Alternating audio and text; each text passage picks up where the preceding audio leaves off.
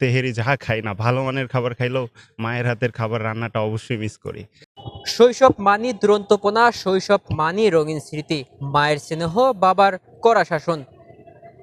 শৈশব ও কৈশোরের দুরন্তপনাকে মারিয়ে অনেকেই উচ্চশিক্ষার সন্ধানে পাড়ি জমান ইট পাথরের শহরে। বিশ্ববিদ্যালয় জীবনে এসে কেমন কাটছে তাদের জীবন? শিক্ষার্থীরা মিস করছেন মায়ের হাতের রান্না, বোনের স্নেহ কিংবা বড় ভাইয়ের বকুনি।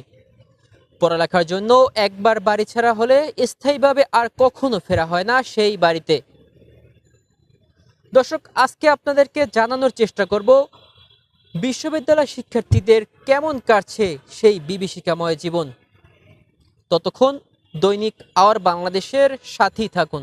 বিশ্ববিদ্যালয়গুলোর মধ্যে অন্যতম ঢাকা বিশ্ববিদ্যালয়। গ্রাম থেকে উঠে এসে এখানের খাওয়া দাওয়া, আসলে মায়ের হাতের রান্না মিস করছেন কিনা? গ্রাম থেকে উঠে আসা একটা বড় চ্যালেঞ্জ, থাকা থাকা নিয়ে, খাওয়া নিয়ে, বা ভালো একটা আবাসন পাওয়া। এখন তো আলহামদুলিল্লাহ ভালো, তো পলিটিক্স নাই এখানে বা এরকম, তো ওগুলা না থাকার পরেও মানে থাকার হয়ে যাইলেও একটা ফিজিক্যাল একটা ব্যাপার স্যাপার থাকে, ওইটা হচ্ছে খাবারের উপরে ডিপেন্ড করে। এখন খাবার তো ভালো খাবার পাচ্ছি বা পাচ্ছি না এরকমও হয়, বা দেখা গেছে এক্সপেন্সিভ হয়ে যেতেছে বাইরে খাইলে। তো সব মিলে আসলে মিস করা হয় first year, second year, third year থেকে আসলে মানায় নিতে হয় আর কি। করেন আমরা যখন আমি হচ্ছে 21-22 সেশন, সো যখন আসছি তখন হচ্ছে খুবই মিস করতো। যেমন ফার্স্ট ইয়ারে আমার মনে আছিল এখনও ক্লাস করার সময় ধরেন 2 দিন 3 দিন ক্লাস করতাম, তখন খুঁজতাম যে ছুটি কখন দিবে, বন্ধ কখন হবে ক্যাম্পাস। সো সেই উপলক্ষে তখনই মনে চাইতো যে বাড়ি চলে যাইতে, কিন্তু হচ্ছে ক্যাম্পাসের যে ব্যস্ততা লাইফের জন্য হচ্ছে আমরা তখন যেতে পারতাম না। সো এরপরে আবার যখন খেতে আসতাম, যেমন হলের ডাইনিংগুলো খাবার যেমন নিম্নমানের থাকে, তো ওইখানে খেতে আসলে বাসায় ধরেন আমরা এভারেজ খাবার খাইলেও সেখানেও একটা সন্তুষ্ট আসে। কিন্তু এইখানে ধরেন আপনারা তেহেরি যাহা খাই না, ভালো মানের খাবার খাইলেও মায়ের হাতের খাবার রান্নাটা অবশ্যই মিস করি। গ্রামের মেঠোপথ বলতে গ্রাম থেকে উঠে আসলে ধরেন গ্রাম থেকে যখন ছিলাম তখন হচ্ছে গ্রামের হাওয়া বাতাস খুবই মানে ইন্টারেস্টিং ছিল, এনজয়েবল ছিল। এইখানে এসে শহরের লাইফে হয়তো ব্যস্ততা হয়ে গেছি, কিন্তু প্রতি মুহূর্তে, প্রতি সেকেন্ডে, প্রতি কদমে, কদমে সেই শৈশবের কথা, কৈশোরের কথা এবং গ্রামের কথা, গ্রামের মিঠুপথের কথা, মায়ের কথা, বাবার কথা, সবার কথাই মনে পড়ে অলওয়াজ। গ্রামের বন্ধুরা হচ্ছে তো আমার রুট, ওইখানে আমি কোনোদিন এদেরকে ভুলতে পারবো না।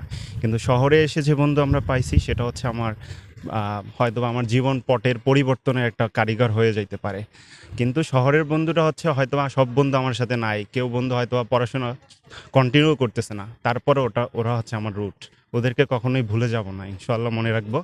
আর শহরের বন্ধুরা অনেক বেশি মানে কি মানে ফ্রেন্ডলি, সো এদের কাছ থেকে আমি অনেক যথেষ্ট হেল্প পাইছি এবং আমিও চেষ্টা করি আমার ফ্রেন্ডশিপ বজায় রাখার জন্য সর্বদা। বাবার শাসন ছাড়া জীবন তো ওইভাবে চলে না। এটা অনেক, হ্যাঁ বাবা এখনো আছে, অনেক টাইম মিস করে। এটা বলার মতো না, এটা বলার মতো না আসলে। মায়ের হাতের রান্না তো মোটামুটি বলতে গেলে যে বাড়িতে যা খাই না, হোটেলে যা খাই না, তোমার কাছে মাটি মাটি লাগে। মায়ের হাতে অযোগ্য, মায়ের হাতের রান্নাটা একমাত্র বেস্ট আমার কাছে। মায়ের হাতের রান্না সবসময় মিস করি, কারণ মা থাকলে যেমনটা নিজের মতো করে, খারাপ ভালো নিজেরটাই সবসময় আমাকে দেয়া ট্রাই করে, সবসময় ভালো রান্নাই করে সবসময়।